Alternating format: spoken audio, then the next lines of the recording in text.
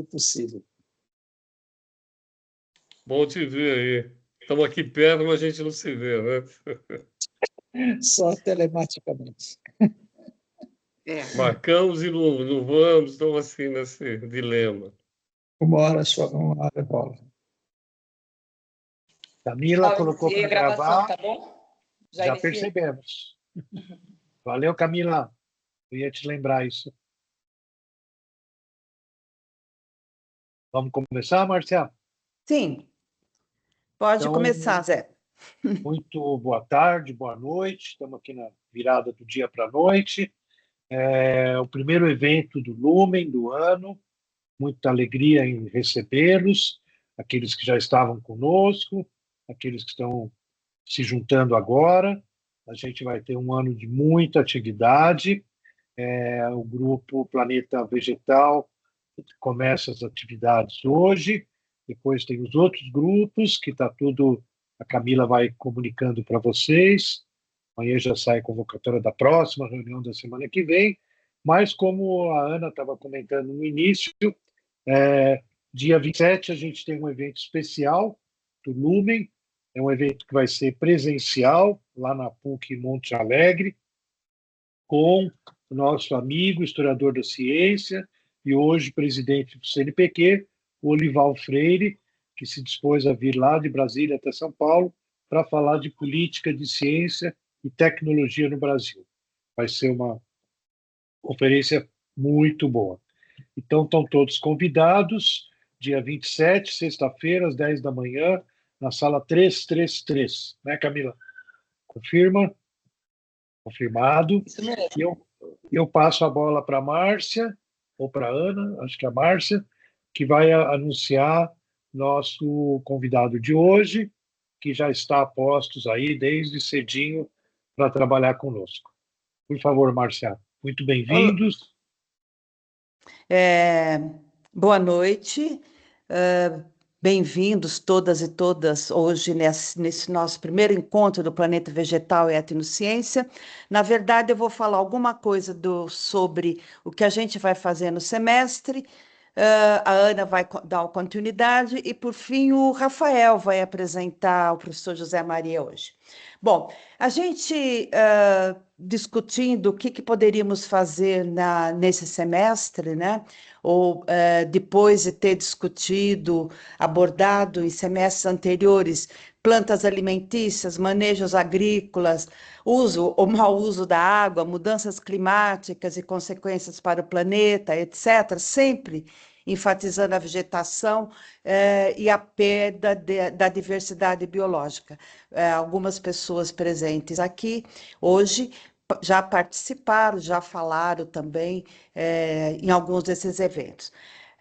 A gente sempre buscou, né, depoimentos, estudos sobre cada uma dessas questões, e a gente transitou, né, com isso por também diversos grupos e seus saberes, de norte a sul do país, né? A gente teve depoimentos e falas de pessoas de várias partes. Agora, depois de ter falado, ter discutido um tanto, não esgotado, obviamente, o assunto, mas abordado alguns aspectos, e falando de plantas e plantas alimentícias, e etc., a gente achou que era hora de abordar o que se come, né? Como que ocorre essa escolha, se é possível a gente reconhecer alguns critérios e tal, e falar também da fome, né? E ainda de como o alimento é produzido, quer dizer, discutir de certa maneira, ou de muitas maneiras, é isso que a gente quer, segurança alimentar e num quadro possível de sustentabilidade.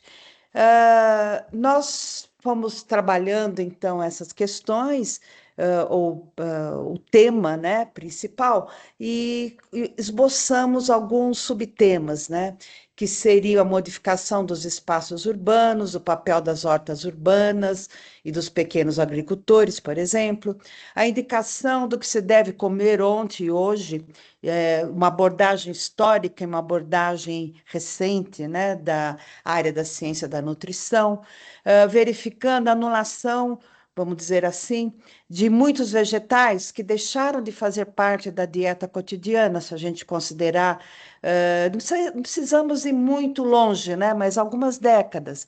E movimentos que tentam reintroduzir na mesa dos brasileiros, seguindo também o que acontece em outras partes, alguns desses alimentos. Outras questões que a gente acha importante discutir e um pouco vai ser trabalhado pelo professor José Maria hoje quais são os principais produtos vegetais do agronegócio, seu papel na balança comercial brasileira e quem se destina e assim por diante. Também a questão dos saberes tradicionais sobre agricultura e alimentação, discutidos em alguns momentos, né, em encontros anteriores, dos povos originários, caiçaras, quilombolas, etc., são questões que a gente gostaria de trabalhar também. Bom, só essas questões elencadas, como vocês veem, seriam para... a gente chegou à conclusão que não dá para trabalhar num semestre, né? Então, a gente teve que selecionar algumas coisas e provavelmente uma parte dessas questões vão ficar para continuidade no próximo semestre. Para começar hoje, a gente tem, então, o professor José Maria, que vai ser apresentado já pelo Rafael, e a Ana vai falar para a gente agora dos demais encontros previstos para o semestre, que já temos planejados, inclusive com o nome das pessoas que vão estar trabalhando. Então, já falei boa noite de novo. Eu acho que uma parte de vocês já recebeu até as datas. Nosso próximo encontro de pesquisa será no dia 15 de abril, com a professora Caroline Gomes, da Unesp de Botucatu, e no dia 13 de maio, com a professora Cláudia Bogos, da USP. As duas são ligadas à saúde pública. Então, por favor, convidem também o pessoal que gostaria de participar, ligado a essa área da saúde em geral. Uma delas vai trabalhar com o conceito, né, de segurança alimentar, porque uma das coisas que a gente notou é que está muito vago, a maioria usa como quem usa assim, cada dia uma cor de sapato, não é? Então, a professora Caroline virá para tentar ajustar com a gente algum conceito que seja efetivamente baseado em questões científicas. E a professora Cláudia Bogos, também ligada à política científica e saúde pública, vai trabalhar com a questão das hortas urbanas, periurbanas, etc. Ou seja, da onde deveria vir o alimento para nos nutrir, né, mais especificamente. Por fim, que será a nossa contribuição para a sessão de debates abertos, no dia 17 de junho, o professor Walter Belli, da Unicamp, puxa as coisas todas para o lado da economia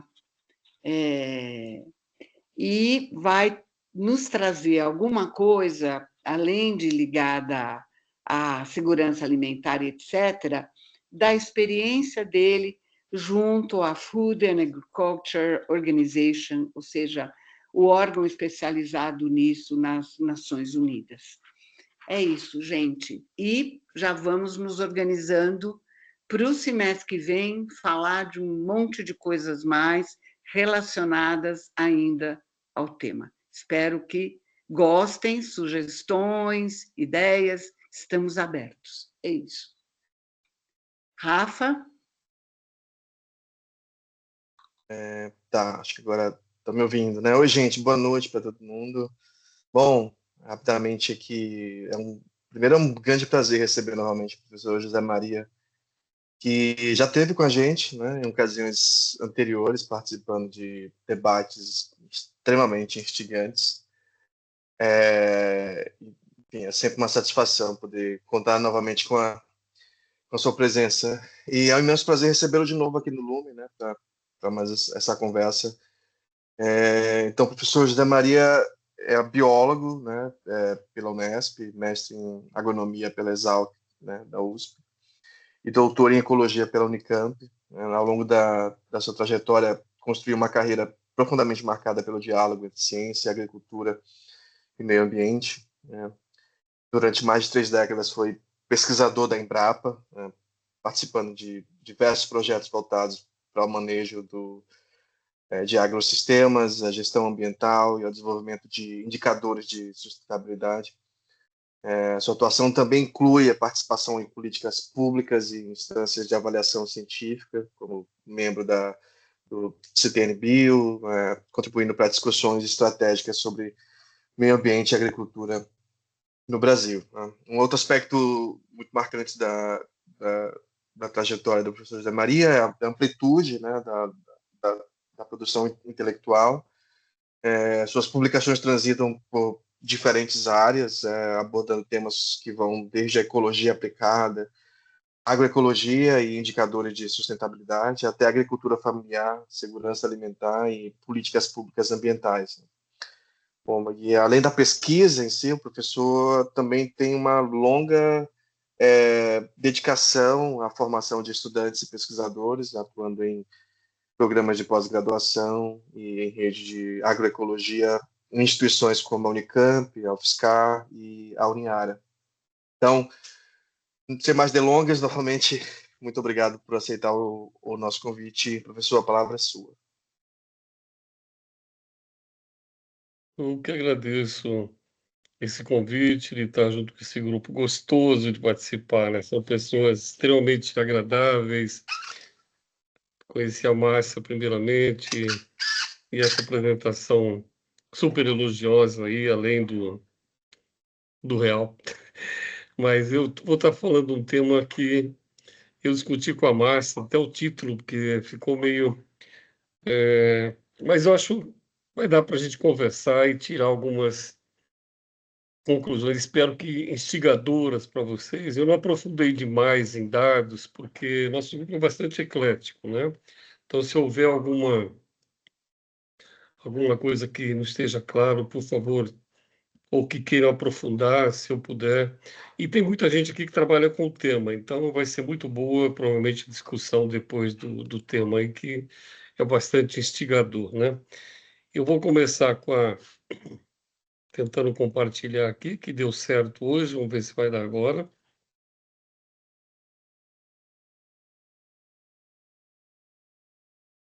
Está aparecendo aí?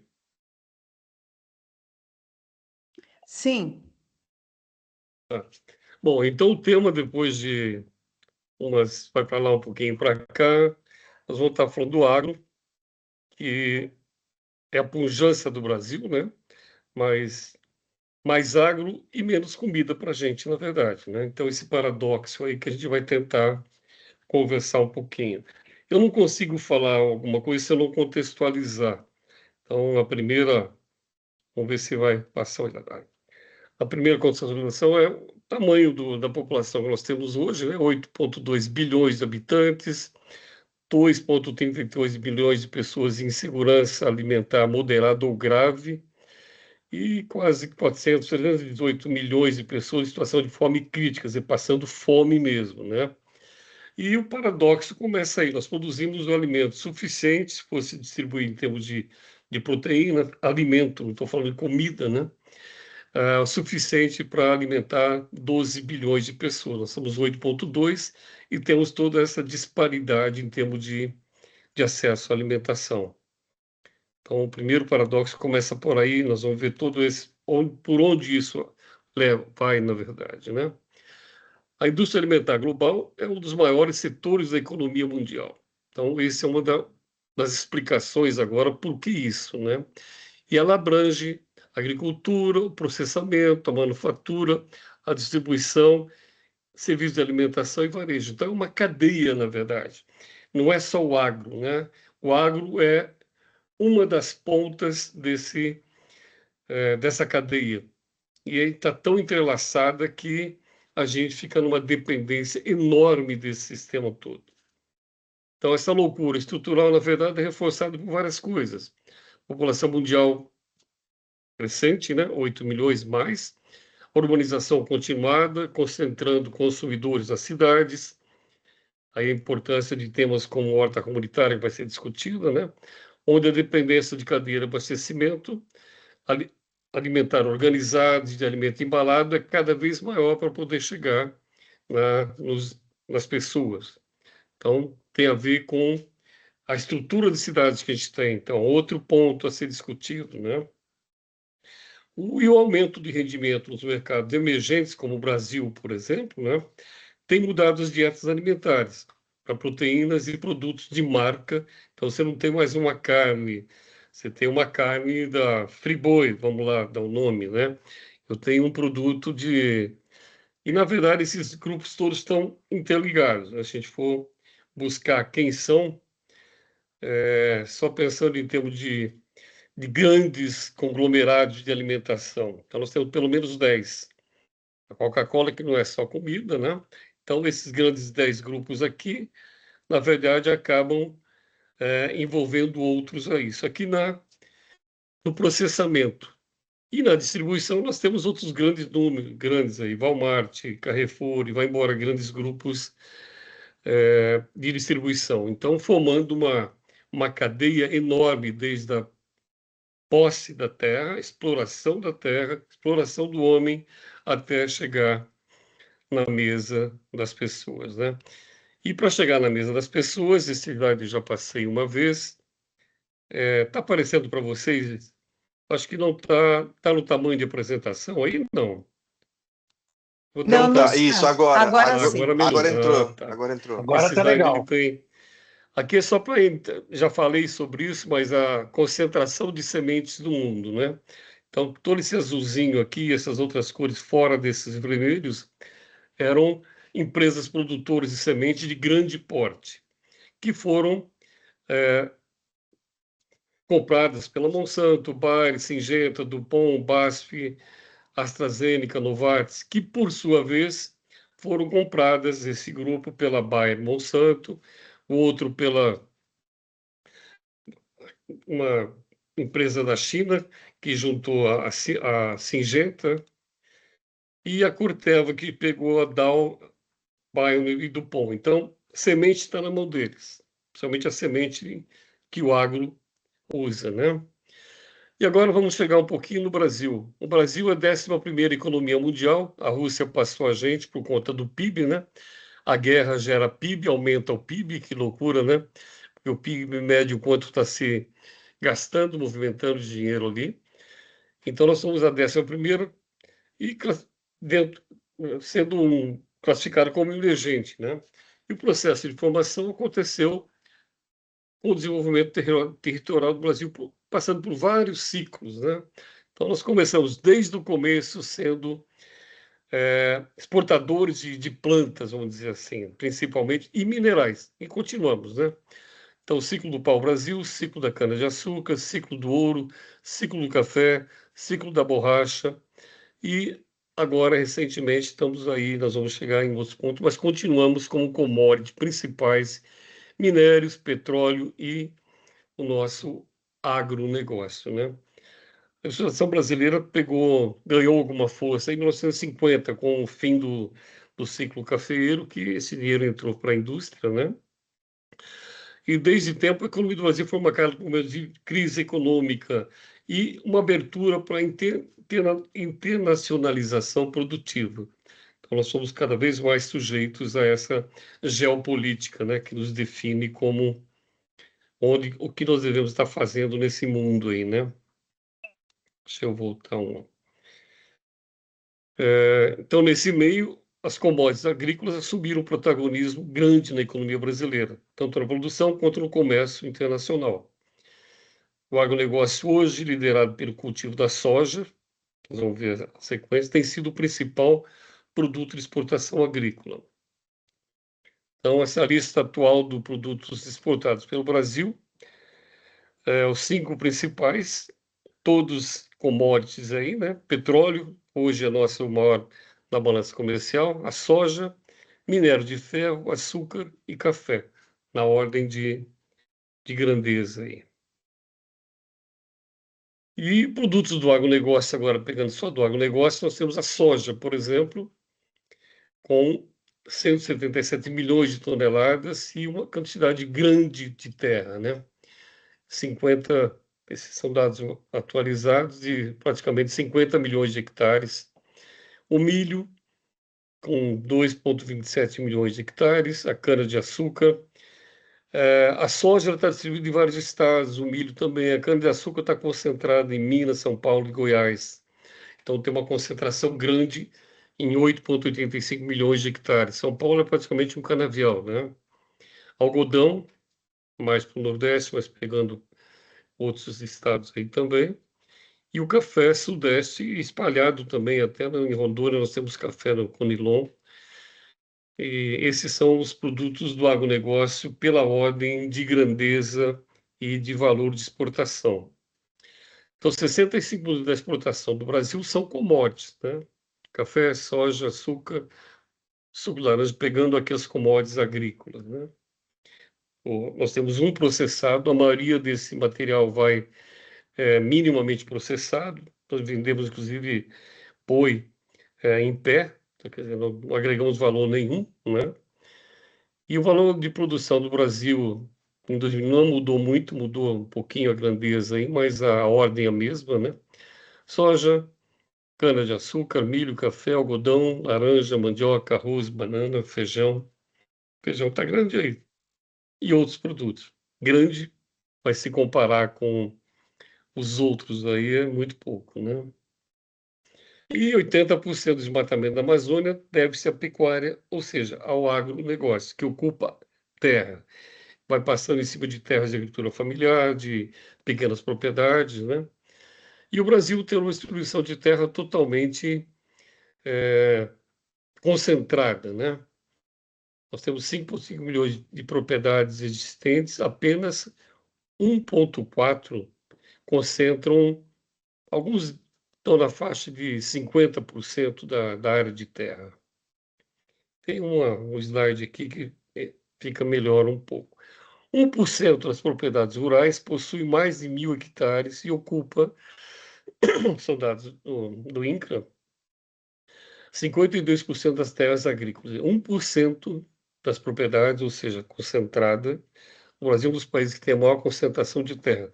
Tudo isso tem a ver com o que nós comemos, né? Porque a fala nossa é como o agro influencia o que nós estamos comendo, né? 34% das propriedades rurais possuem menos de 10 hectares, ou seja, aí está a agricultura familiar. E 2% das terras agrícolas brasileiras. O resto são áreas não agrícolas também e médias propriedades. Então, a terra agrícola da pequena propriedade, realmente com 2% do território, é muito pouco que ela que realmente produz a comida que a gente deveria estar comendo, né? Infelizmente, não é bem assim. E avanço da monocultura da soja por vários espaços. Aqui é só o mais recente, né? Antes tinha o Arco do Fogo na Amazônia, que continua, e nós temos um crescimento aqui nessa área que está com contorno em vermelho, ou lilás, né? Da soja de 75 até 2015. Então, a expansão dessa região do Matopiba, né? Maranhão, Tocantins e Bahia aí junto. Desculpe. E aí, como reflexo, nós temos um crescimento enorme dessas culturas de commodity, né? A soja, com 48, aqui a produção, dá para perceber o crescimento dela enorme. Depois o milho, que são as duas principais culturas em termos de área, né? E estamos falando de grãos aqui, que a cana tem uma área também razoável, mas em termos de área são as duas culturas que têm uma maior. E aqui a gente vê o que a gente come, né?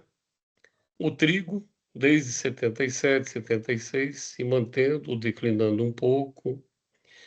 O feijão, a mesma coisa, o arroz também. E a população cresceu de 77 até 2025, né? Então, isso aqui foi devido a novas áreas e, seguramente, a ocupação de áreas que antes eram destinadas à alimentação, de fato, comida, de fato, alimento humano. Porque essa parte aqui de cima, soja e milho, é commodity para alimento animal. E aí nós vamos entrar na produção de proteína animal, que o Brasil é um dos grandes exportadores e produtores e exportadores de proteína animal também, né? Então aqui tem a série histórica para ver quanto aumentou, né, o feijão. Houve uma diminuição de 77 até 25, 26 de 42% em termos de hectares de área, né? O arroz, uma redução de 1976 para 25, a safra 25, 26 de 74%. O trigo, uma diminuição de 26%. E a soja, uma diminuição ao contrário, quer dizer, um aumento de praticamente 600%. O milho, como já era uma cultura tradicional no Brasil, teve um crescimento, mas não é uma cultura que teve assim, um aumento tão grande que já era produzido, né? E ele também ocupa áreas em que a soja tem o milho da safrinha, que a gente diz, então ele está ocupando a mesma área. Então, em termos de área, ele não aparenta não ser muito grande, mas é um crescimento também razoável, né? Aqui só para ter uma história da produção, no caso aqui do arroz, pegando um produtor, falando dessa turbulência, né? São cultivadores de arroz há 42 anos no Rio Grande, e a propriedade dele se diversificou para incluir também soja, milho e pecuária. E aí ele que produzia arroz, né, majoritariamente, embora o arroz ainda continue sendo a base histórica do empreendimento nessa safra, foram plantados safra agora 25, 26. 800 hectares, então uma redução de 400 hectares a menos do que era cultivado anteriormente. E essa reestruturação foi necessária devido ao alto custo de produção e preços pouco atrativos. O espaço perdido para o arroz foi compensado com a expansão do cultivo de soja, que já faz parte da produção. Então, essa área de 400 hectares a menos foi para a produção de soja. Então, uma diminuição do arroz, que vai lá para aquela estatística, né, ou para manutenção. Outro grande problema é que a soja, por exemplo, milho, são produtos que têm uma previsão de produção e de consumo mais bem estruturada. Quando você pega arroz, feijão, não é feito um estudo muito claro, então a oscilação de preços é muito grande. O agricultor brasileiro fica sabendo como é que está o preço da soja lá em qualquer mercado do mundo. Em relação ao arroz e feijão ou mandioca, já não é tão fácil assim. Então, como vai se comportar o mercado, tem menos estudos, isso dá uma segurança menor para o agricultor. Esse não é um dos agricultores pequenos, estão vendo 1.100 hectares, né? Feijão. O feijão era plantado bastante pela agricultura familiar. Hoje, você tem grandes produtores também plantando feijão. Esse ano, por exemplo, é um ano que o preço do feijão está baixo, porque no ano passado e retrasado houve uma demanda muito grande e o preço do feijão ficou alto. Então, todo mundo correu para plantar feijão. Aquela falta de planejamento, porque não está dentro de uma commodity de exportação que tem um mercado mais ou menos fixo, um mercado mais ou menos determinado, né? Então, hoje, a agricultura empresarial é que, na verdade, produz feijão. 77% praticamente é produzido por grandes produtores, né? E a agricultura familiar já fica com feijão que não é tão fácil de exportação, é mais local, feijão verde, feijão preto, né? E o Nordeste, a agricultura familiar, é predominantemente a produtividade leguminosa. Olha a diferença de produtividade, ou seja, quanto eu produzo em quilos por hectare. No Nordeste, 480 quilos por hectare. No Centro-Oeste, 2 toneladas, 178 quilos. E na região Sudeste, quase 1.795 quilos. Aí tem diferença do tipo de feijão, mas, de modo geral, dá para perceber a produtividade também variando bastante em função de aporte de diferentes aí, né? E da visão empresarial da coisa. Agora, essa produtividade que a gente vê aí de 480 quilos por hectare do feijão, por exemplo, agricultura familiar, que não vai ser muito diferente, chega a 1.000 quilos, no máximo 800 mil quilos. Quando se faz a avaliação só do feijão, fica assim, parece pouco. É que o agricultor familiar ele não produz só feijão. Então, no meio do feijão, ele põe milho, põe mandioca. Então, a produtividade aparentemente fica muito baixa.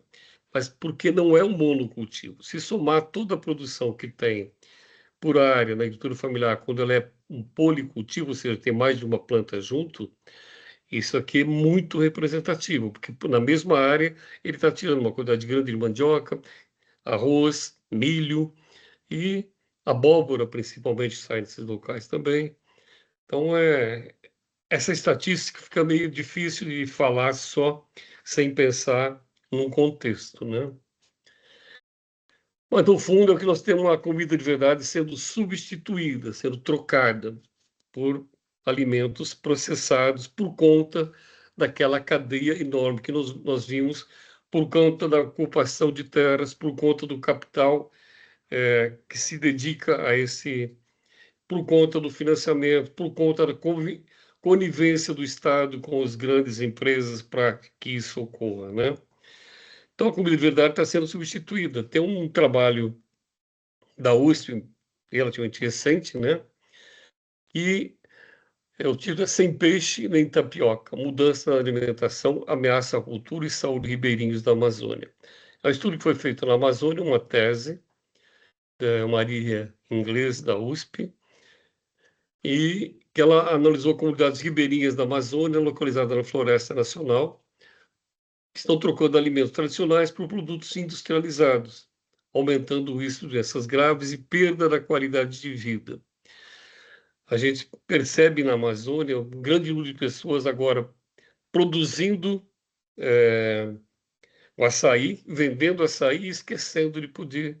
E com esse dinheiro ele vai lá no mercado e compra alimento ultraprocessado em vez de produzir os alimentos que ele tinha, em vez de dedicar uma parte desse tempo para pesca, por exemplo, ou da diversidade de cultivos que eles têm ali. Então é um contexto muito grande, né?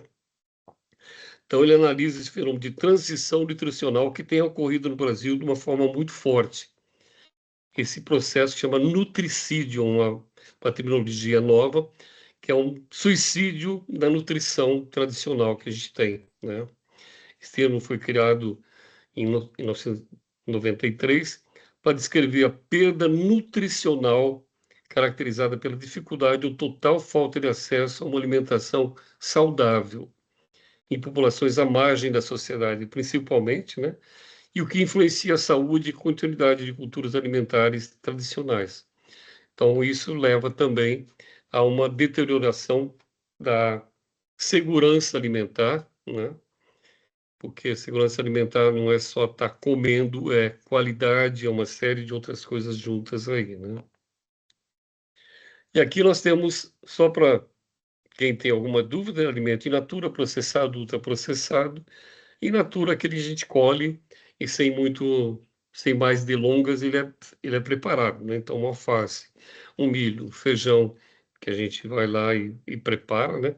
Um processado, por exemplo, um pêssego em calda, um milho verde em conserva, uma carne que já vem embalada, temperada, e o ultraprocessado, o suco de caixinha, que ali tem de tudo, né? Sabor pêssego, mas não tem pêssego, um salgadinho de milho, um hambúrguer congelado, que além da carne tem uma série de outras coisas ali.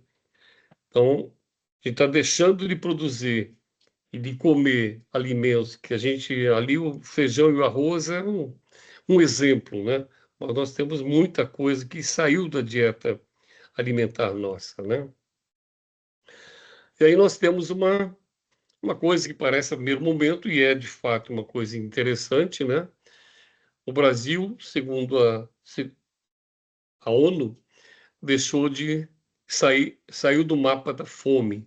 Então, nós temos menos de 2,5% da população em situação, menos da 2,5% da população em situação de subalimentação.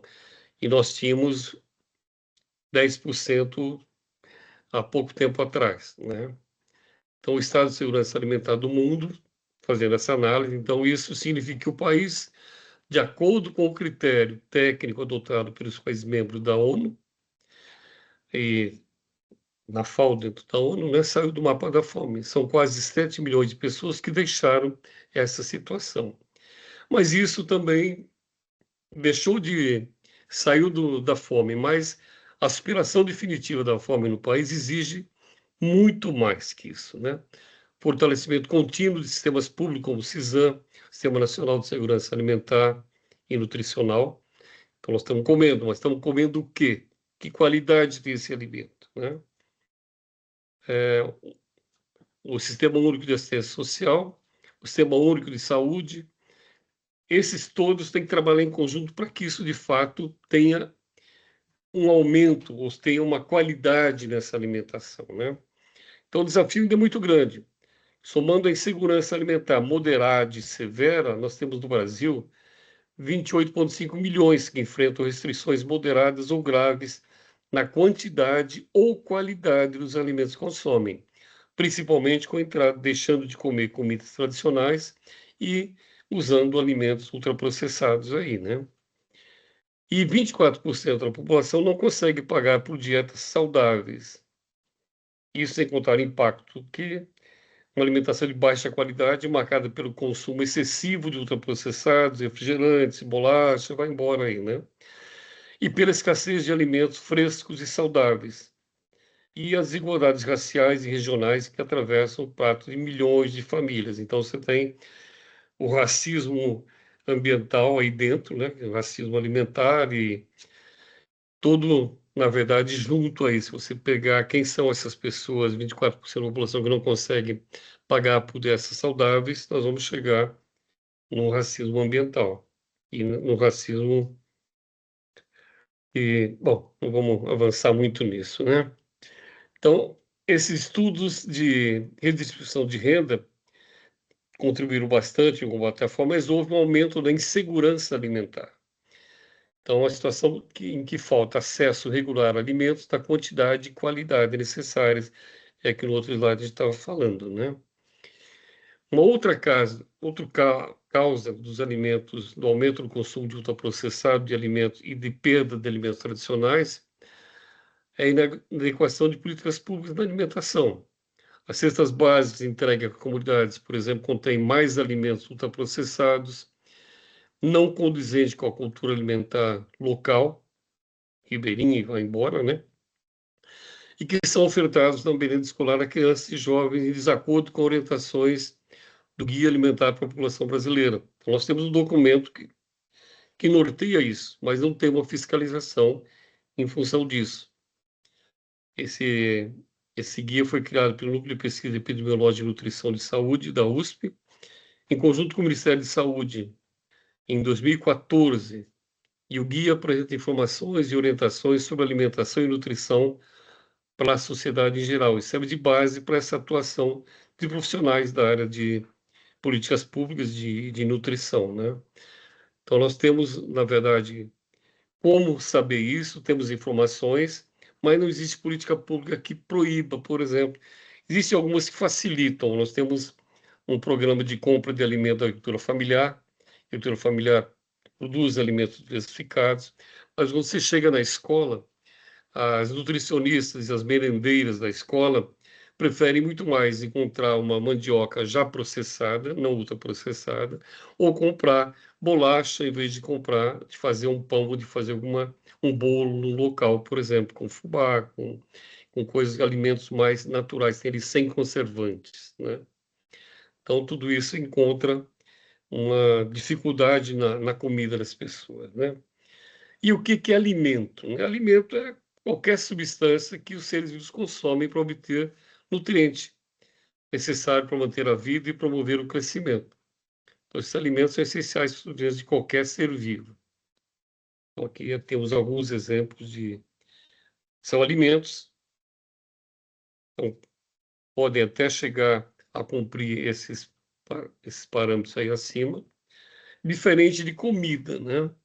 Que é uma palavra que vai além da simples ingestão de nutrientes. Então, refere-se à preparação, apresentação, de uma maneira que agrada aos nossos sentidos. A comida tem um contexto cultural, então eu como aquilo do meu local, da minha região, que meus antepassados comiam, que tem uma história de vida com aquela população naquele território. Então tem um contexto cultural, histórico e social, que torna uma experiência que envolve sabor, aroma, textura e até mesmo memória afetiva, né? Quando a gente lembra de um bolo, de uma comida na casa da avó da gente, isso é comida de fato. Isso é uma memória afetiva e que a gente vai perdendo, né? Isso aqui são alguns pratos, né, regionais. Aqui embaixo é o vatapá, aqui o açaí com peixe e farinha. Em cima uma comida mais mineira e de interior de São Paulo. Então você tem uma variedade enorme de comidas que a gente poderia chamar de fato de comida, né? E você tem alimentos. Isso aqui é um alimento. Nuggets, por exemplo. Então, se você pega aqui, ele tem o quê? Peito de frango, farinha de rosca, gordura vegetal, água, carne de frango. Carne de frango, não diz que é de peito, né? Tem peito de frango, mas não fala a proporção. Normalmente o ingrediente ele é colocado obrigatoriamente na forma que tem mais quantidade. Então, tem mais peito de frango, mas tem carne de frango também. Que carne de frango? Tudo que sobrar ali, né? Farinha de trigo enriquecida, com ferro, ácido fólico, sal, proteína isolada de soja, amido, leite em pó, proteína vegetal hidrolisada, vinagre, ovo em pó, estabilizante, polifosfato de sódio, antioxidante, realçador de sabor, o glutamato, que é o famoso que a gente conhecia, né? O Ajinomoto, né? Aquela marca que a gente tinha na época, que na verdade o sabor, o realçador de sabor, ele ativa as papilas gustativas da nossa língua, ele não tem um sabor, ele só deixa a nossa língua mais apta para perceber sabores. E esses sabores são colocados de forma artificial também, né? Então aí você tem o glutamato, eu acabei de falar, o espessante, aroma natural de pimenta e pode conter glúten para quem teria problema, né? E aqui um alimento, o mesmo frango lá que você pode comer assim, ou pode comer assim, né? Aqui vai exigir um preparo em casa, provavelmente, um tempo de comprar isso aí, preparar, fazer, leva mais tempo, né? Mas isso seria comida. Isso aqui seria exemplo de um alimento. Então, esse sistema agroalimentar econômico vai influenciar quem consegue se alimentar bem e manter a cultura alimentar no mundo. É o que está ditando, na verdade, que nós comemos. Sempre acrescentando com aditivo a mais os agrotóxicos, né?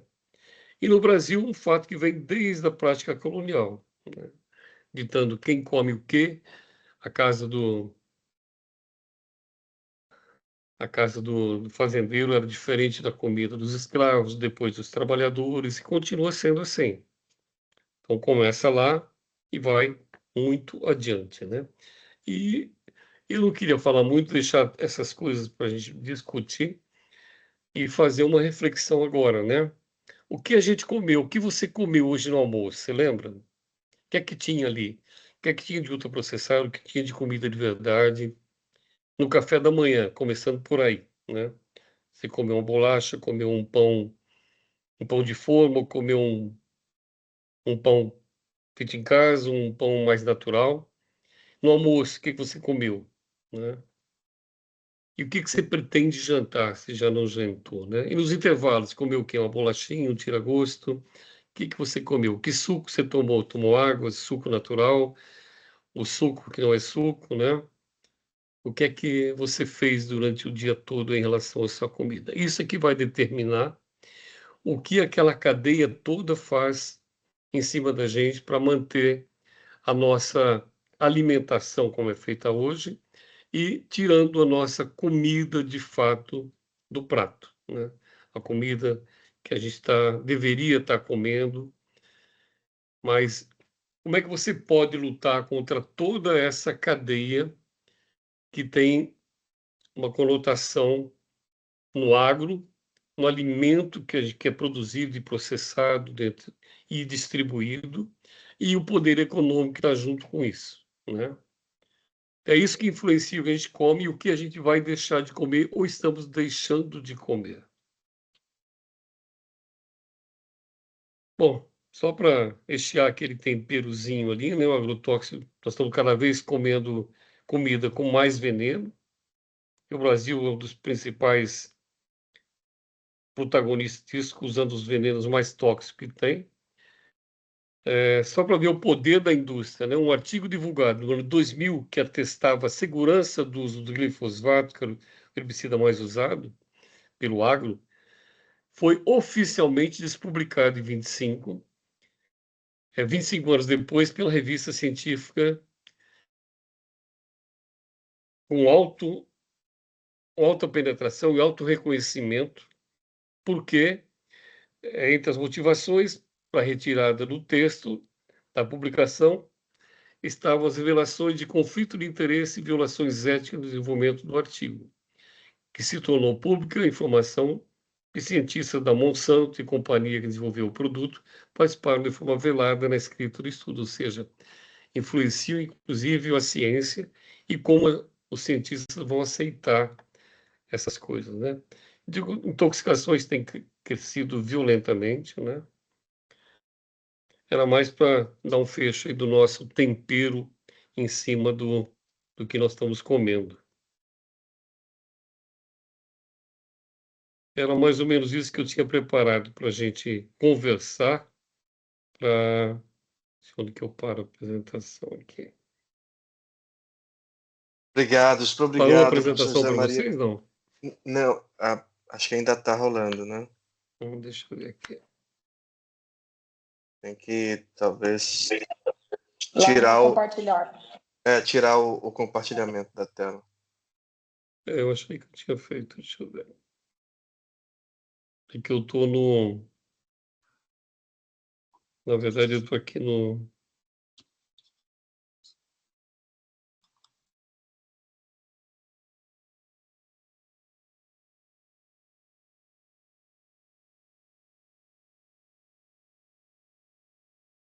Então, compartilhando aqui. Parar de compartilhar aqui. Parou? Acho que foi. Agora. Beleza. Nossa, muito obrigado de novo, professor José Maria. Enfim, uma série de provocações, questões, acho que abre espaço para uma quantidade enorme de problemas estruturais e fundamentais assim, para a gente conversar e discutir com o grupo todo aqui. Né? Eu, pelo menos, já tenho algumas questões aqui, alguns comentários, mas eu vou abrir, né, a plataforma aqui para quem quiser fazer alguma pergunta, algum comentário, algum questionamento, engajar com a fala do professor José Maria, fique à vontade, tá? A professora Márcia já se inscreveu aqui e O depois primo dela, por falar então... demais, mas hoje eu tentei jogar mais coisa Não, para a gente conversar mesmo. ótimo, não, foram realmente cada slide assim era Mais uma provocação. explosão de provocação. Adorei. A professora Márcia primeiro, depois a Patrícia. Vai lá, Márcia. Muito obrigada, José Maria, pela sua fala, pela preparação, dados que deixam a gente bem nervosa, né? Ficamos bem nervosas de ver os números, e ainda você não mostrou muitos números. Eu só queria fazer uma observação, já que você mencionou o guia de alimentação, esse guia alimentar, né, do Brasil de 2014, e mencionou o Nupens, né, que é o grupo que se encarregou da formulação. Esses dias está acontecendo um escândalo, né, na Organização Mundial de Saúde, porque justamente o professor Carlos Monteiro, que cria, né, a classificação nova, falando dos vários alimentos, em parte o que você mostrou para a gente, e cria, né, o termo de ultraprocessado e tal. A participação dele na Organização Mundial de Saúde, num dos comitês, está sendo contestada e está suspensa, né? Inclusive, ele tinha sido, deveria fazer parte, e representantes da indústria de alimentos, né, justamente estão contestando a participação dele nesse comitê, num dos comitês, né, dizendo que ele é parte interessada, há um problema de conflito, né? Conflito de interesse, porque justamente ele criou o termo ultraprocessado e essa classificação, né? Quer dizer, uma situação difícil, é difícil no Brasil, né? O guia de alimentação, o guia alimentar brasileiro teve vários problemas, né? Pessoas que participaram foram cortadas em várias situações, e agora, em termos mundiais, eu acho que é um escândalo que está acontecendo, né? E um desconhecimento do que vem a ser ciência, inclusive, né? Quer dizer, que conflito de interesse a gente tem nesse caso? Enfim, era a minha observação para justamente para encadear com o que você falou, né? Com uma parte do que você tratou e apresentou para a gente. Muito bem, aliás, gostei Aí vai muito. uma contextualização da não neutralidade da ciência, né? Essa comissão que ele não está podendo participar tem muito representante da indústria. Ali não tem conflito de interesse. Na CTN Bio é a mesma coisa. Nós tínhamos lá pessoas que trabalhavam, davam consultoria para as empresas, estavam fazendo parte da CTN Bio. Então, totalmente, na própria CTN Bio teve o trabalho de um grupo francês, fez um trabalho com glifosato, inclusive, que mostrou alto índice de câncer, né? E também esse trabalho foi excluído da revista, ao contrário desse do glifosato, que ficou lá e deu o amparo para que fosse registrado. E agora, nos Estados Unidos, mesmo com a retirada desse artigo, o órgão responsável lá pelo controle, o SDA, na verdade, acabou não, não aceitando essa discussão, a retirada desse artigo, porque faltam mais informações para a retirada do glifosato, de fato. Então, para colocar é fácil, para tirar... A gente vê, dá para entender, porque a cadeia toda é interligada, né? Então, a pressão, a economia do mundo está na mão deles. O Canuto sofreu isso, eu dentro da Embrapa, onde trabalhava com agroecologia, nós somos minoria ali dentro. Você não está dentro de uma cadeia dessas aí, a gente vai para a cadeia, né? É uma loucura o que se faz com a ciência. Então, a ciência hoje, ela bom, sempre foi, né, manipulada, e hoje, de uma forma muito mais descarada e apoiada pela imprensa, né, que não faz vista grossa, faz de conta que não. E o pior, com a conivência do Estado. Era hora do Estado, por exemplo, chegar e dizer, não, esse cara é o nosso representante. Não tem que se posicionar, né? E no caso do agrotóxico é a mesma coisa. O Brasil é conivente com esse envenenamento que a gente tem na população e da nossa comida do dia a dia. E por esse crescimento e por essa distribuição de terra no país. Não tem como não ser o Estado conivente com todo esse conglomerado que tem enorme, desde concentração de terra, produção de monocultivo, processamento, vai embora a distribuição disso, né? Obrigado, professor José Maria. Suscita várias outras questões, mas enfim, vamos tentar seguir uma ordem aqui. A Patrícia está inscrita aqui, Patrícia.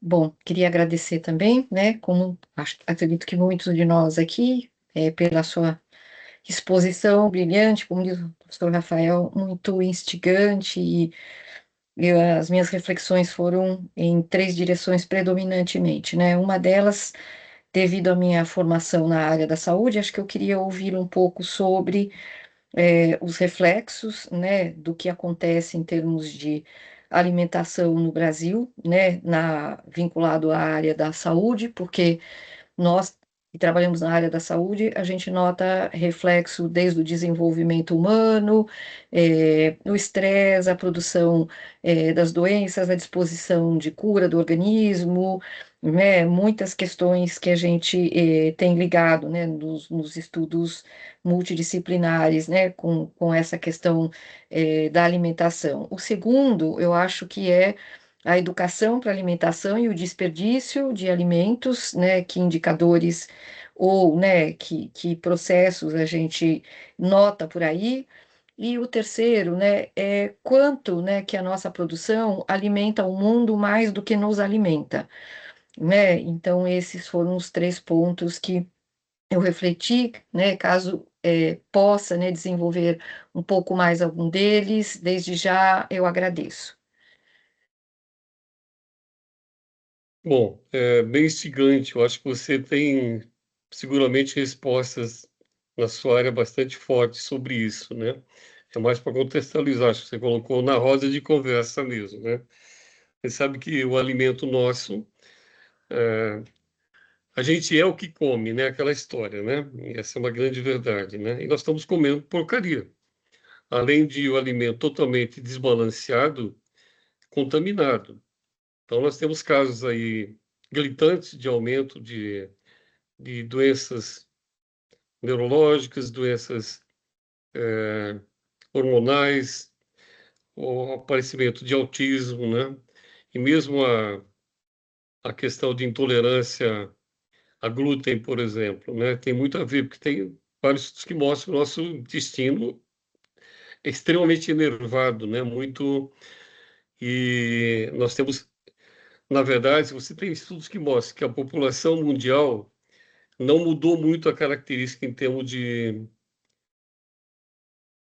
genética, né? A tolerância, por exemplo, ou intolerância a glúten. Só que o glifosato, ele acaba destrói uma grande parte da nossa flora intestinal, que é responsável por essa quebra. Além de que o trigo que nós comemos hoje não é o mesmo, né? Foi feita uma modificação nele para que ele tivesse uma maior produtividade. Com isso, ele tem uma série de outros problemas que não evoluíram junto com o homem. O grande problema é esse: nós estamos dando passos gigantes sem lembrar que há uma coevolução entre o que a gente come e a saúde da gente, né? Então, além dos alimentos serem nutricionalmente diferentes hoje, eles são oferecidos de uma forma diferente, né? E com o tempero do veneno, então, que é muito forte, né? O Brasil é o país que mais usa veneno no mundo aí.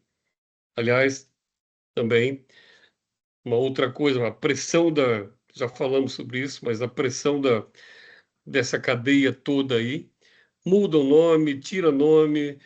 Agora, quem fazia a avaliação dos agrotóxicos, todo mundo já sabe, era no mínimo 3 do Ministério da Agricultura, da Saúde e do Meio Ambiente. Hoje está só na mão da Agricultura. Então, eles fazem, haja vista o que tem de aumento de liberação de aprovação de agrotóxico novo no mercado. Então, tudo isso é consequência dessa pressão que vai na mesma linha que a senhora Márcia comentou, de pressão sobre a sociedade, pressão sobre os cientistas e pressão sobre o que se faz no mundo, né? O que a gente come.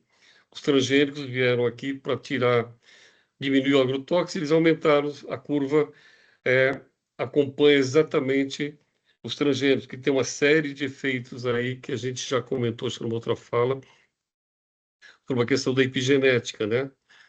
Então, são coisas que vão afetando a saúde das pessoas, não mudam a nossa constituição genética, mas mudam a expressão de genes, silenciam uns e incrementam outros. Por exemplo, tudo isso tem a ver com... E o Brasil, é claro, que alimenta mais o mundo do que a gente, e mais o mundo dentro dessa cadeia. Quanta carne nós temos exportado, quanta soja nós temos exportado em detrimento de comida de fato, né? Então, nós estamos produzindo para alimentar animal, ou seja, na cadeia produtiva nossa de proteínas, tanto de frango principalmente e gado, né? Como para alimentar animais lá fora. Então, nós estamos produzindo para os outros e deixando de produzir nossa comida e desmatando, reduzindo a biodiversidade e a agrobiodiversidade, né? Então, esse contexto é muito maluco, né? Que a gente está vivendo e comendo em função disso, né? Por isso que o bom é cada um comprar 1 hectare de terra que seja, que é um campo de futebol, começar a morar lá e começar a produzir alguma coisa. Isso é uma questão de sobrevivência no futuro, hein? O Canuto já está nessa. Eu ainda não consegui, mas tô mirando uma areazinha aqui.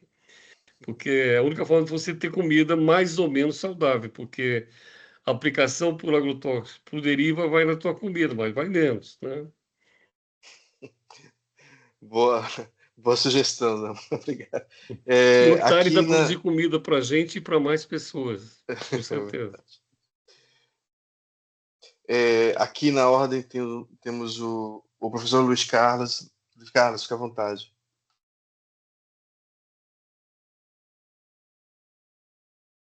Luiz, por alguma razão, não sei se só eu não te ouço. Eu sei que você tirou.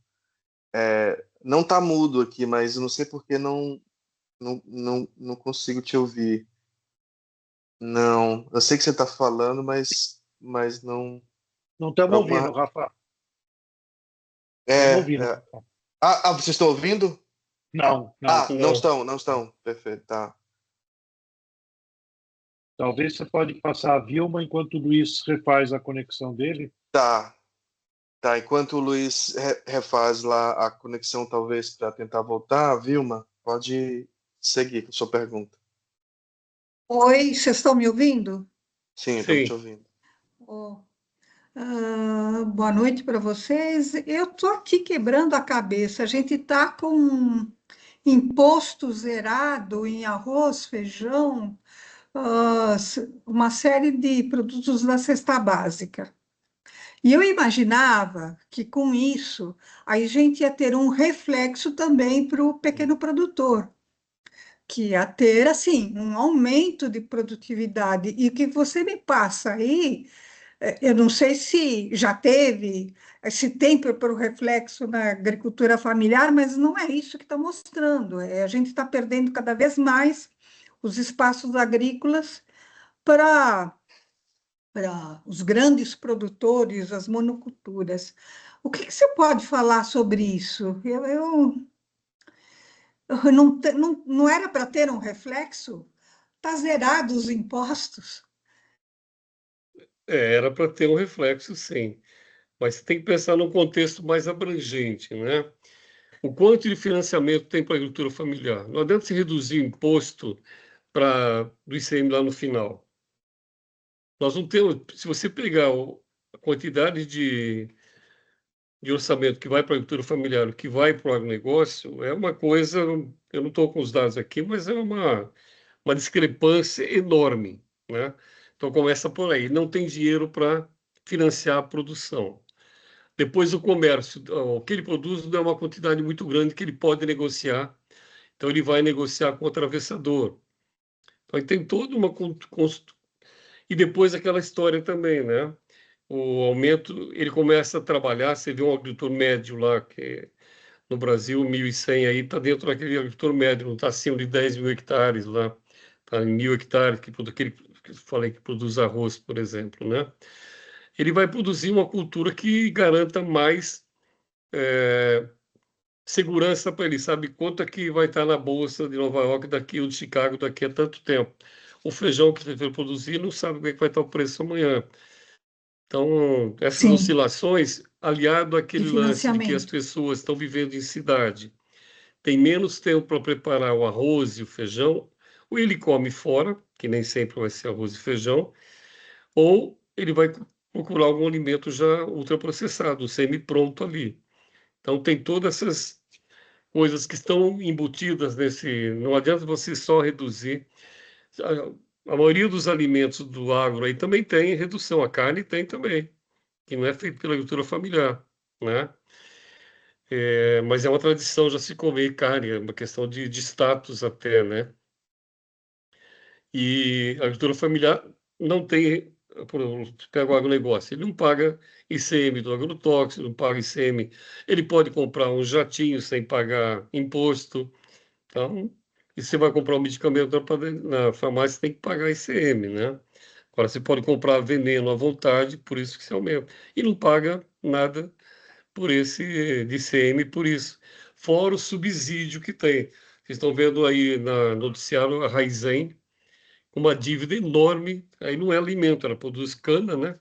É, Mais um pouco de açúcar também, que ela está no mercado de açúcar alcooleiro, mas ela está endividada, porque cresceu, quis crescer além da perna, mais ou menos como aconteceu com indústrias que produzem carne, aí, que são extremamente subsidiadas, né? Então, um pouco é por sim. aí, viu, mano? A outra Se o Caruto, questão que alguém que mais quiser complementar, fiquem à vontade, tá? Acho que aqui fica mais gostoso se tiver uma discussão, uma complementação. Tem muita gente aí que trabalha com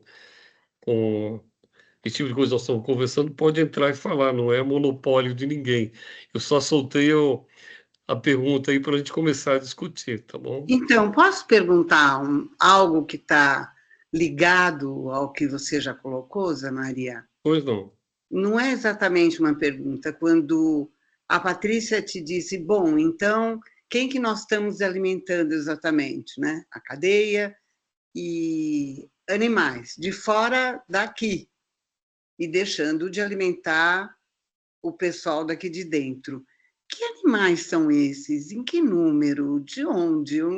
Eu andei fazendo um pequeno levantamento e não consigo chegar a uma conclusão. Quer dizer, são quantidades astronômicas de soja e de milho que a gente produz. Né? Para onde vai além dessa cadeia de ultraprocessados? Que animais são esses e tal? Por que não vai para as pessoas? Então, pensando, por exemplo, no problema de quem tem mal celíaco, que poderia substituir o trigo pelo milho, né? E a gente sabe que tem uma proporção de celíacos no mundo imensa. Não é para eles que isso vai, pelo que você está colocando. Você poderia elaborar um pouquinho mais para. Porque eu fiz, quando você propôs o tema, eu fiz um levantamento e não consegui chegar a nada muito assim, muito consistente. Então, se você pudesse colocar alguma coisa, ia por esse lado a minha questão. Aí eu já. Uhum. Bom, se você, Vilma, pode falar, acho que eu não respondi completamente a sua pergunta, né? Quer complementar? não, agora mudou muito, mas não é Uhum. suínos e frangos? De novo, eu não escutei o final. Suínos e frangos. Sim, então essa cadeia, dá para perceber naquele slide, primeiro slide que eu apresentei lá, o quanto de soja cresceu e quanto a maioria da soja nossa ou é usada para produção de animal aqui dentro ou é exportada, né? Eu não preparei esses dados em números, mas posso ir atrás. Esses números não são difíceis de conseguir, o quanto é exportado, o quanto fica. Mas por que que não se faz também uma comida usando milho? Porque o mercado, que é a produção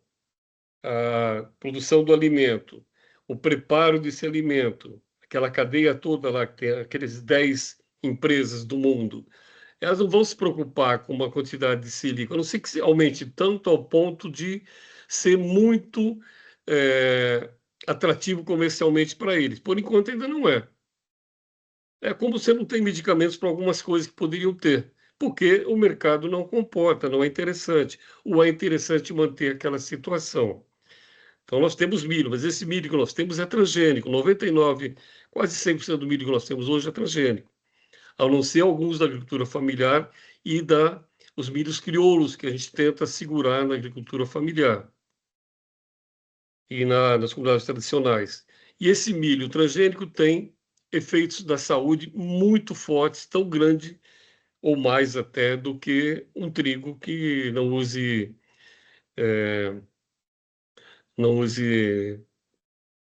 agrotóxico, por exemplo, né?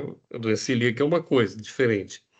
Mas quando isso passar a ser mercado, vai começar a entrar na linha de produção de uma forma mais ampla. Hoje nós já temos um monte de produtos aí para vegetarianos, veganos, que na verdade, se você pegar, são ultraprocessados, usando soja, milho, que são produzidos no agronegócio, com sabor de carne. Então, você tem um monte de componentes, conservantes, coadjuvantes ali que vão. Você não está comendo carne, mas está comendo alimentos que não são, na verdade, um vegetal, que você tem vegetais que tem uma quantidade grande de proteína, tem uma quantidade grande de nutrientes, não precisaria estar chegando a utilizar um hambúrguer feito para veganos, por exemplo, com toda essa parafernália que é feita aí. Mas hoje é um mercado, então começa a crescer. Como na agricultura, os venenos, os agrotóxicos estão deixando de fazer efeito. Então, o que se faz? Vamos trabalhar com bioinsumos agora. Poxa, que ótimo, né? Vamos usar a biologia para controlar pragas e doenças. Ótimo. Só que esses bioinsumos são aqueles que o nosso autor que trabalhava usava, só que modificados, alguns modificados geneticamente, inclusive que usados fora do contexto de você trabalhar um sistema interligado, não um monocultivo, não uma coisa cartesiana. Se você pensar, o que a gente produz, a gente come, é uma fábrica. Você produz aquela semente daquelas empresas todas lá, 10 empresas compram e se processam, outras tantas vão comercializar isso daí e vão fazer propaganda para você comer aquilo. Então, é uma cadeia que você tem ali, de mecânica, como se fosse aquele filme lá do como é que chama? Da área industrial lá do Charlie Chaplin, né? Entra uma peça aqui, sai outra lá e todo mundo mexendo aqui. É isso. Quando você pensa num sistema de produção alimentar diferente, você tem um sistema de fato. O solo é o principal produto. Ali você tem milhares de micro-organismos, você tem toda uma fauna, flora intercalada e uma planta que auxilia a outra dentro para você não precisar usar veneno. E vai uma série de coisas que é outra visão de mundo que a gente tenta trabalhar com agroecologia, com outras formas de se pensar o mundo, que não vai só na produção de comida, vai na forma de pensar o mundo de fato, né? Você tem empatias com as pessoas.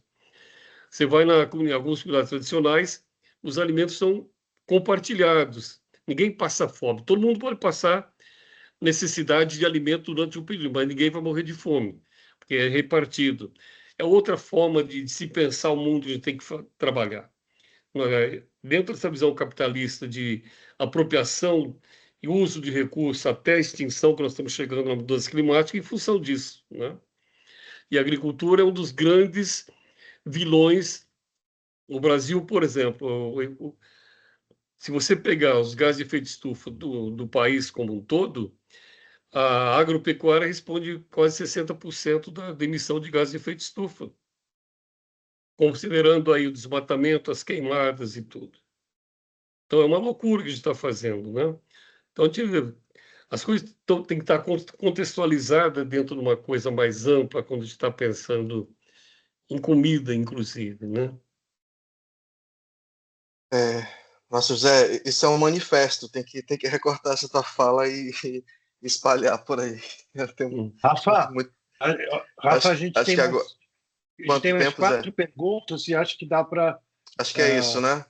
Tá, encerrar, para não entrar mais, né? E o Luiz perfeito. está aí na fila meio número 2, Exato. mas será Vamos que ele ver se liberou o microfone? E eu vamos ver se gostaria que o ele. Canuto complementasse também. O Canuto, estamos juntos nesse pensamento aí de forma diferente de mundo, né? E de como comer e o que comer, que é a nossa fala de hoje também, sobrando um tempo. Eu gostaria que o Canuto complementasse aí as falas. Só uma E o pessoal da provocação. nutrição, todo mundo que estiver aí, é claro, né? Tem Não, médicos que estão trabalhando com antropologia, então tem todo mundo que pode contribuir de alguma forma aí. eu já faço aproveitar para fazer uma provocação, talvez acho que é bom assim, enfim, não vai dar o tempo de tanta coisa para a gente discutir, talvez depois Que bom. trazer você, o Canuto, e inclusive falando sobre a Embrapa, talvez, né? Enfim, acho que você é uma outra, enfim. Mas, Canuto, não sei se você quer fazer alguma coisa antes de passar para o Luiz. Tá bom. Vou fazer uma pequena fala, porque eu tenho que buscar uma pessoa que está chegando na minha casa e justamente acabou sendo em cima da hora aqui. Então, eu estava aqui medindo para ver se as falas iam mais longe para eu pegar depois, né? Mas beleza. Olha, Zé, e gente que estamos aí nos reunindo para essa discussão, eu queria puxar uma discussão que é o que que a gente pode fazer, né, para de alguma maneira encaminhar um modelo diferente do que a gente está hoje sendo submetido, né? E aí o Zé brincou aí, vamos comprar um sítio. Eu acho que é uma maneira, mas o mais importante é que eu imagino que um projeto individual possa ter um impacto, não é pela sua produção em si, mas é pelo farol que ele acende, né? Pela demonstração. Por exemplo, eu trabalho com sistemas agroflorestais e a gente não tem a dominância absolutamente, está muito longe de ter a dominância desse modelo dentro da agricultura, né? Mas cada vez a gente nota que, mesmo contra tudo e contra todos, a gente tem causado impacto que é um impacto mais simbólico, um impacto que as pessoas estão vendo, as pessoas que estão abrindo a consciência, né, estão vendo que isso aí é um caminho muito mais saudável, muito mais viável, inclusive economicamente mais viável, né? E a gente bate contra todo um sistema aí do agronegócio que tem seus representantes aí no, no Senado, na Câmara, no Executivo e etc. e tal, né? E que as políticas públicas para que a gente possa irradiar esse tipo de sistema, elas estão, de certa maneira, bloqueadas ou com o freio de mão puxado, né?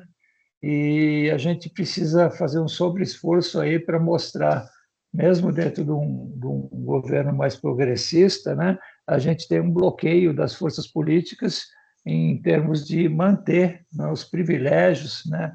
A gente vê a dificuldade que a gente tem historicamente de fazer uma reforma agrária, né, contra outros países que se desenvolveram muito mais rapidamente, passaram por reforma agrária. A gente não consegue ultrapassar essas forças políticas que estão ali instaladas, né, sugando o sistema, né, e colocando um modelo que é suicida, né, mas que, por enquanto, está enchendo os bolsos de muita gente aí. Então, a gente trabalhou, né, a Zé Maria, eu e o grupo trabalhou aqui na Embrapa Meio Ambiente, tentando destacar essas funções dos sistemas biodiversos, né, com todas as suas qualidades, né, ambientais, sociais, culturais, etc. e tal, mas ainda somos aí o exército do Brancaleone, né, precisamos dar um salto de qualidade para isso. Eu vejo o caminho que é ser farol para iluminar as pessoas que hoje estão abrindo um pouco mais a consciência do que propriamente esperar que um governo, mesmo um governo progressista, faça uma política realmente radical nesse setor, né? É um pouco isso. Desculpa, estou um pouco atrapalhado aqui em buscar uma pessoa, então eu fiquei economizando. Obrigado. Imagina, Canuto, obrigado. E fica já o convite para uma conversa estendida em algum outro momento. Certamente a gente vai falar sobre isso nos bastidores. Agora, eu queria, por conta do tempo, assim, aquela chatice da mediação, pedir, se for possível, temos aqui o Luiz Carlos, a Sabrina e a Marie. Zé Maria, tudo bem eles fazerem, cada um fazer uma pergunta e você tentar fazer alguma resposta meio conjugada? É isso. Então, Luiz, desculpa, gente. Ainda não conseguimos te ouvir. Gente, que não sei. Não dá É, para ele escrever no chat qualquer coisa? a Sabrina está dando essa ideia de repente escrever no chat. Tá. Desculpa, Luiz. Né? Bom, então aqui a próxima seria a Sabrina e depois a Marie. Vou falar em Libra para a gente aí. Algo assim, temos... Não, só queria falar rapidamente, assim, que fiquei bastante feliz com de ver essa discussão. Infelizmente, eu não consegui pegar a apresentação do professor, mas entendi que ele estava falando sobre essa questão, né, da alimentação, como ela está colocada agora, e de todo o trabalho que o Nupens vem fazendo também, né, em relação a demonstrar essa questão dos ultraprocessados. E não só isso, né, da produção de alimento, né, ou, aliás, de produtos alimentícios que o agro vem fazendo, das commodities alimentares, né, todo esse processo. Eu estudo isso na minha pesquisa e fiquei muito encantada de saber que tem um grupo falando disso, porque não encontro as pessoas falando disso e eu fico meio querendo falar disso e sendo chata e fazendo vídeo para o Instagram para ver se alguém interage comigo. Mas, enfim, eu acho bastante legal isso, e aí queria só colocar algumas coisas assim, né, que o que está tentando se consolidar é esse padrão ultraprocessado de alimentação.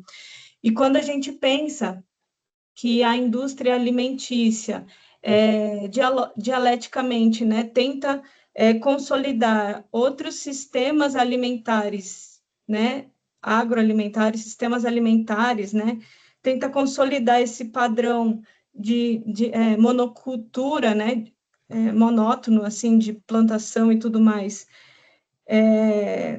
nos campos, é dialético a esse processo de consolidação do padrão ultraprocessado da alimentação que ele vem tentando fazer globalmente, né?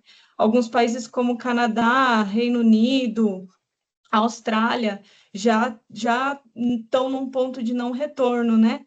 No sentido de o padrão já ter se consolidado, o padrão alimentar ter se consolidado como um padrão ultraprocessado.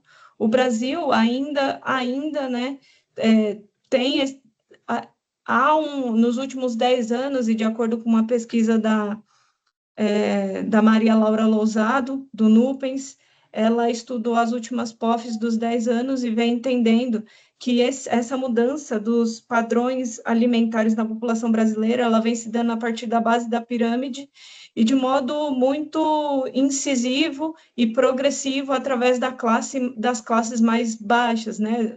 No sentido de pessoas que não têm muito acesso, não têm escolaridade, renda baixa, enfim, pessoas periféricas, rurais, enfim, todo esse processo. E parece até um filme de ficção científica quando a gente pensa que é isso.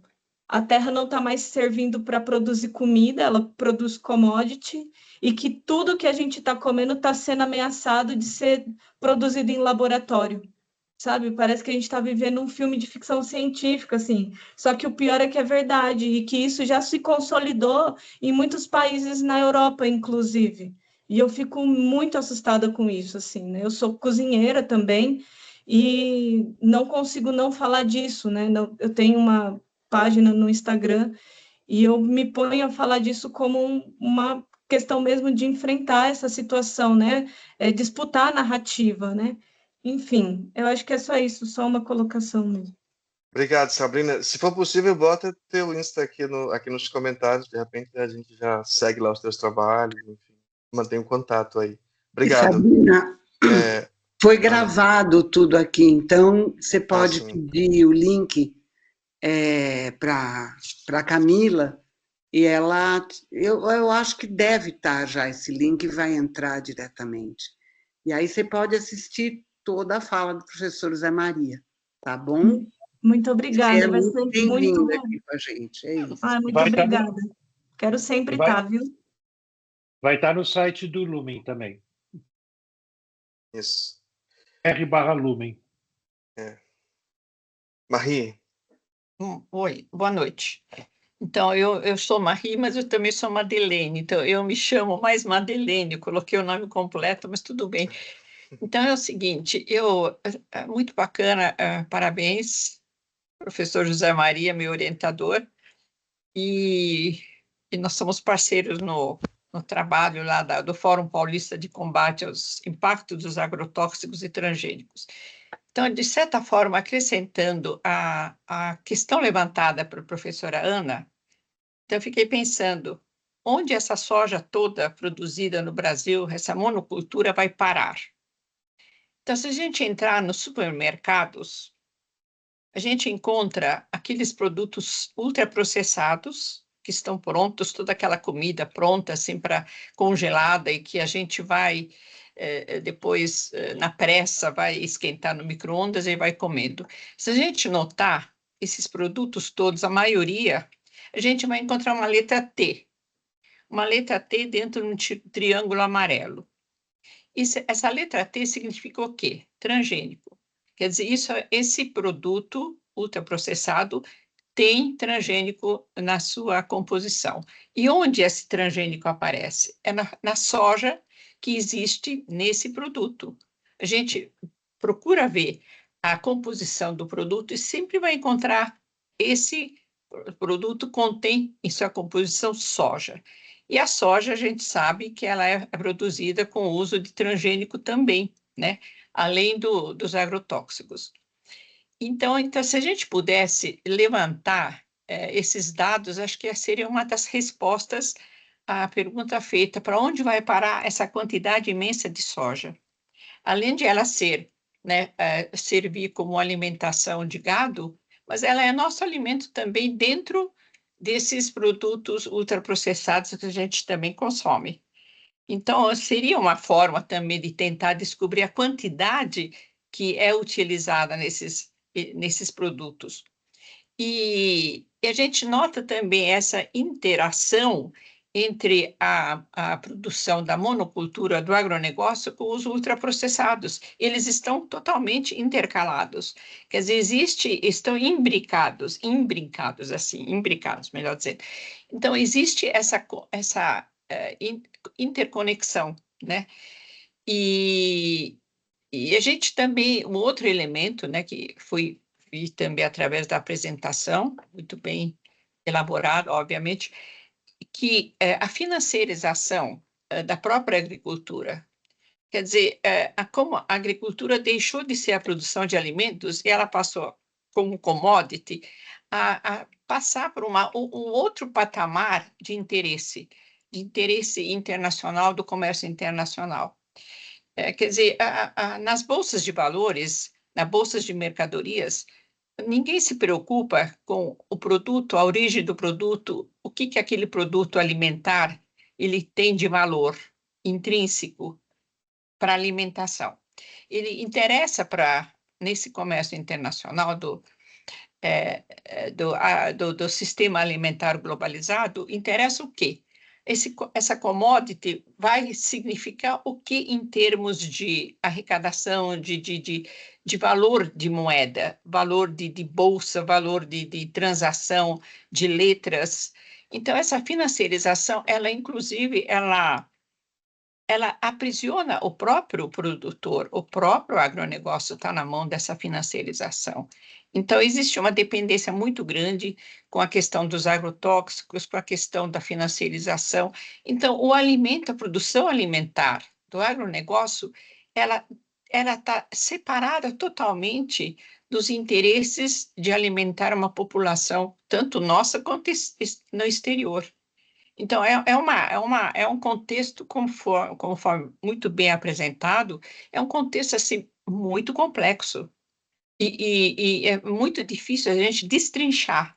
Então, eu só queria acrescentar isso. E esse estudo realmente é um estudo que abre muitas perguntas. A gente vai no desenvolver das próximas apresentações, a gente também vai tentando encontrar respostas, provavelmente, né? Seria esse meu depoimento. Parabéns. Obrigado, Marie. E aqui temos mais uma mão levantada, eu queria também colocar na fila aqui já para o Zé Maria. Ângela, pode falar, fica à vontade.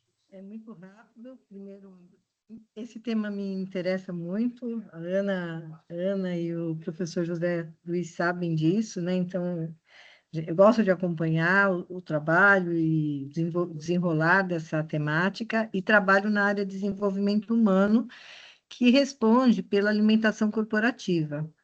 Então, assim, é muito complicado a gente ter essa consciência e buscar no mercado fornecedores que possam atender a instituição de uma forma mais saudável. Então, eu pergunto assim, não é para a gente fazer esse debate agora, porque é muito prático, né? Mas deixo aberto aqui, se vocês tiverem alguma indicação de corporativas que oferecem, né, um serviço de atenção às empresas, às universidades, de forma consciente, que vocês pudessem me passar essas dicas, essas indicações. Que a gente está exatamente numa fase agora de levantar possíveis fornecedores que pudessem atender, né, a instituição. Eu não estou achando o meu chat agora para deixar o meu e-mail, mas a Camila tem. Se vocês puderem depois contribuir com algum conhecimento que vocês tenham de alguma cooperativa que esteja trabalhando essa temática com alimentação saudável, consciente, e que a gente possa fazer o contato para conversar comercialmente, né? Quem sabe estudar que eu acho que é uma forma de você, no caso, a minha área é dentro de uma instituição de ensino, que é a própria Fundação São Paulo PUC. E seria muito interessante você começar a levar essa discussão a partir de uma coisa prática, visível, que os alunos enxerguem, que os funcionários enxerguem. Então, queria deixar essa abertura para vocês. Obrigado, Ângela. O Luiz quer tentar de novo, mas ainda não, ainda estamos só ouvindo gestos a gente retoma isso. Será que o Luiz não quer escrever alguma coisinha? O Luiz não dá para escrever, gente. Ele gosta de Eu falar. sugeri para ele, ele falou que tinha conexão. Não vai dar. Poxa, Luiz, dessa vez. Eu só queria falar uma coisa sobre o que a Ângela colocou. Eu também. Estou lembrando do Dom Paulo Evaristo Arnes, lá nas priscas eras da época da ditadura, que ele colocou a PUC para votar na reitoria. E a turma toda ficou meio assim, porque ninguém votava no Brasil para nada, né? Aí ele falou, nós vamos retomar o caminho do voto a partir da PUC.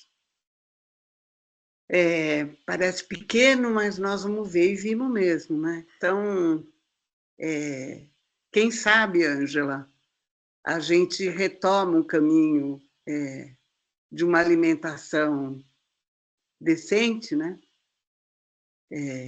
Nutritiva, natural e etc. E a PUC, de novo, aos pouquinhos, vai trazendo para a gente. Esse pessoal, como você está vendo, é muito bom. Eu acho que eles terão o que te dizer, sem dúvida nenhuma. Eu agradeço muito. Coloca um lado muito prático do debate. Muito bom, Angela. Obrigada. Zé, e a última aqui nos comentários rapidamente, como anda o combate à vassoura de bruxa da mandioca no norte do Brasil? Enfim, só mais uma aí para a tua lista de comentários e perguntas. Enfim, fica à vontade para responder e comentar como você achar melhor. Eu vou tentar ir na ordem que foi apresentada aí, mais ou menos. Com a Sabrina, né? Acho interessante a tua fala e disponibilizar isso para a gente. O bom do Lume é isso, ele está fazendo uma coisa de agregar pessoas de áreas diferentes para a discussão de temas importantes. Então, é uma luz mesmo esse Lume aqui para muitas discussões, né? E todas elas que foram apresentadas vão nessa linha aí. E um pouco do que você falou, Sabrina, já que você também trabalha em cozinha, o que a senhora Patrícia comentou, de aproveitamento de alimentos, né? De restos, não restos, mas o alimento na totalidade. Então, aproveitar a casca, aproveitar... É isso que as populações têm se preocupado bastante. E a cozinha de alta gastronomia também está entrando nessa. Então, um dos pontos é a alta gastronomia também tem resgatado algumas coisas interessantes. Isso acaba tendo um efeito de atrair outras pessoas que não se interessam muito pelo contexto mais amplo, mas como está na moda, uma gastronomia e tal, acabam entrando também, né? Então, foi uma lembrança que a professora Patrícia fez, que eu acho importante ressaltar, que vai na linha de desperdício de alimento. Desperdiça muito alimento. No Brasil, uma boa parte, se pegar a Ceasa, por exemplo, no mínimo 20% a 30% do que chega lá é desperdiçado. Em Campinas, eles abrem o portão, me lembra muito a Ilha das Flores, aquele filme que acho que nós mais velhos todos assistimos, né? E quem não assistiu, acho bom assistir. Abrem para a população que vive em bairros periféricos para ir lá buscar o que sobrou. Então, distribuem também alimentos para algumas instituições que reaproveitam. Às vezes você tem uma mão machucada que não foi vendido, mas se tira aquele pedacinho, ele é um alimento de qualidade igual ao outro, né? E o ingrediente que a Madeleine lá falou, uma coisa que a gente pode ver, todo mundo não tem muito. Eu coloquei aí um ultraprocessado mostrando qual ingrediente que eles tinham, né? Quando eu vou comprar alguma coisa, eu sempre olho o ingrediente. Só quando eu esqueço de levar meu óculos, aí não dá. E hoje, sem óculos, não dá para ler. Primeiro que é pequenininho, né? E eles vêm numa ordem crescente de grandeza. Então, o primeiro que aparece ali é o que tem maior quantidade. Então, dá para você ir vendo ali o que tem. Tendo milho, tendo soja, e a soja entra em tudo, em chocolate, em tudo que você imaginar, hoje ela entra, né? O milho também. Então, são duas culturas que são transgênicas e que estão entrando. Por isso, agora, vão ficar atentos, estão querendo, como modificaram a lei de agrotóxicos, estão querendo mudar também esse triângulozinho amarelo com o T preto ali. É obrigatório ter, inclusive é obrigatório ter o organismo que deu origem àquele gene transgênico. Mas eles estão querendo tirar também. Então, a gente fica atento, porque isso a qualquer momento cai fora, né? E o que a Ângela comentou, acho que, na verdade, procurar. Eu tenho algumas coisas, o Carlos deve ter também, eu vou tentar fazer uma lista e passar para você, cooperativas mesmo, né? Arroz, hoje no Brasil, pode comer arroz sem veneno, seguramente. O MST no Rio Grande do Sul produz uma quantidade enorme de arroz, inclusive fez doações em época de crise. Então, nós temos cooperativas que estão trabalhando com alimentos orgânicos hoje, que podem ser fornecedoras. Porque é difícil você pegar um agricultor isoladamente para fazer isso, né? Mas você tem associações de agricultores hoje que trabalham fortemente nessa linha. Então, a gente fazer uma lista dessas associações e passar não só cooperativas, associações mesmo de produtores orgânicos aí. E tirar da lista de comida da gente coisa que eu, por exemplo, não como alguns alimentos se eu não souber que é orgânico. Ó, moranguinho, fora. Tomate. Bom, esses daí, entre uma lista enorme que eu não vou gastar, que seria longa, né? Mas eu não como de jeito nenhum, porque eu sei que são alimentos que não. Tomate. Você tem tomate na hora da colheita e sem tomate o pé tem flores. Então eles ficam aplicando o agrotóxico diretamente ali. E de vez em quando estoura um, que a gente acha que alface, por exemplo, não teria muito, mas alface tem aparecido fortemente na lista de alimentos contaminados aí, além do limite. Então, podendo comprar orgânico sabendo a procedência, é o canal, né? E o que o Rafael comentou, eu acho que uma grande coisa que a vassoura de bruxa, por exemplo, ela apareceu no cacaueiro na Bahia, porque eles mudaram, é diferente da vassoura de bruxa da mandioca, por exemplo, que também ataca, né? Mas é porque você começa a tentar colocar em monocultivo essas plantas. O cacau foi isso, tiraram daquele sistema de cabruca que ele era produzido dentro do sistema florestal e que não tinha a incidência alta, e começaram a trazer variedades melhoradas, ou seja, pioradas geneticamente, aumenta a produção, mas não vê se diminui a resistência ou não. Então, o caminho é esse, né? Procurar, você tem variedades de mandioca, o Brasil é o centro de origem da mandioca, né? Então, nós temos materiais resistentes. É que a pessoa entra nessa linha de produtividade sem pensar em analisar o resto todo, né? E em grandes áreas. Esse é porta aberta para qualquer epidemia, seja em humano, seja no que for. A diversidade é que faz a estabilidade do sistema, né? Mas tem trabalhos sendo feitos, inclusive da Embrapa também, institutos estaduais, mas o segredo é não ficar procurando, procurar variedades crioulas locais que sejam resistentes, que o agricultor local sabe o que é resistente ou não. Agora, quando você pega as variedades aí de mercado em grande escala, não vai ter como fugir muito. É mais ou menos por aí das falas que eu Obrigado, José não Maria. contemplei. Deixa eu só. A gente precisa dar voz ao Luiz aqui também. E aí ele colocou aqui a questão.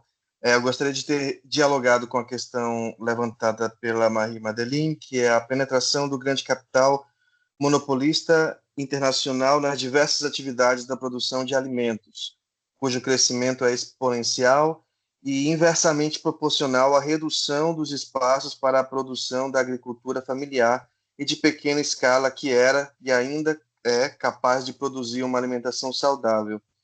O domínio mundial das grandes corporações de produção de produtos alimentícios é um dos principais causadores, juntamente com a degradação do meio ambiente, dos problemas de saúde pública em escala global, obesidade, hipertensão, cardiopatia, diabetes, cânceres, etc.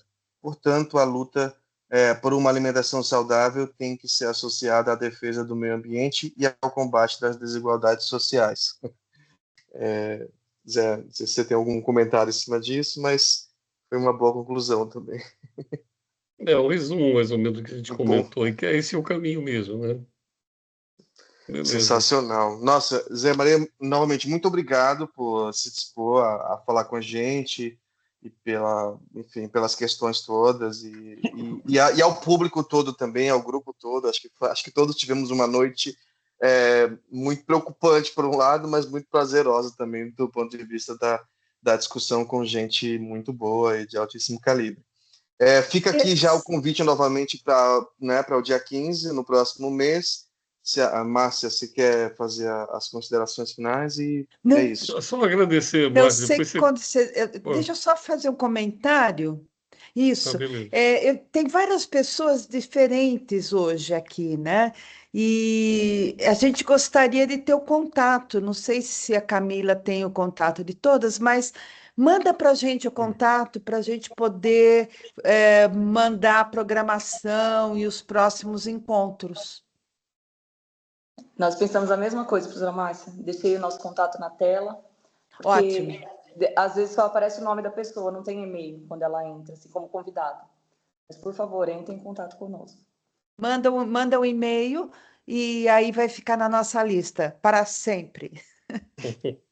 E no coração também em mente, né? Claro, como Eu sempre. queria agradecer o convite, esse convívio gostoso com vocês aí, e a intermediação do Rafael, muito boa, sempre gostosa, sempre de uma forma de interação muito boa. Te admiro muito, Rafael, com essa forma de dialogar e de encaminhar as coisas. Parabéns pela condução aí da nossa noite. Grande Obrigado, Zé. abraço para Prazer. vocês, obrigado por tudo aí. Obrigado, gente. Boa noite para Super todo mundo. obrigada por E tudo. até o Valeu. próximo mês, hein? É isso Vamos aí. lá, vamos junto. Um abração, Tchau, beijo. gente. Obrigada por hoje, hein? Obrigado a Obrigado, Camila, que nós gente. fizemos um trabalho de meia hora antes para conseguir Obrigada, entrar. Ana Maria. Obrigada, gente. Tchau, tchau. Boa noite. Tchau. Prazer estar com vocês. Obrigada, Camila, todos. pela boa vontade. E competência, além de boa vontade. Ah,